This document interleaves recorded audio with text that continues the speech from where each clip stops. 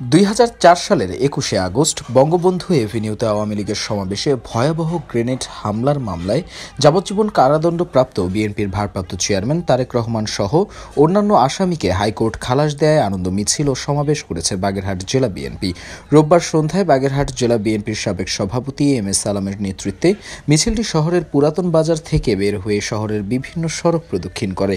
পরে আনন্দ মিছিল শেষে বাগেরহাট প্রেস ক্লাবের সামনে অনুষ্ঠিত সমাবেশে বক্তব্য রাখেন বাগেরহাট জেলা বিএনপির সাবেক সভাপতি এম এস সালাম, জেলা বিএনপির যুগ্ম আহ্বায়ক শেখ শমশের আলী মোহন, বিএনপি নেতা শেখ শাহেদ আলী রবি, খাদেম নিয়ামুন নাসির আলাপ, অধ্যাপক হাদিউজ্জামান হিরো, জেলা স্বেচ্ছাসেবক দলের সভাপতি জাহিদুল ইসলাম শান্ত, আয়ুব আলী, মোল্লা বাবু ও জেলা ছাত্রদলের সাবেক সাধারণ সম্পাদক আলী সাদ্দাম দ্বীপ সহ অনেকে।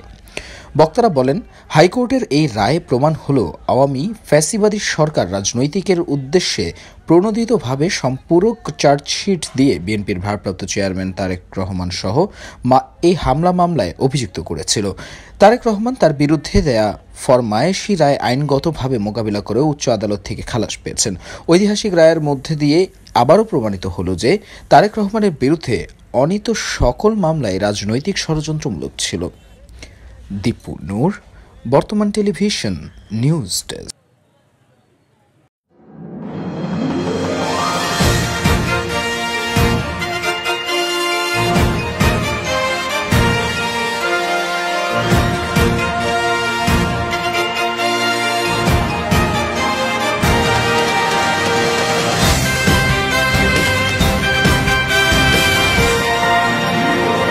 বর্তমান টেলিভিশন, যুগের সাথে পরিবর্তন।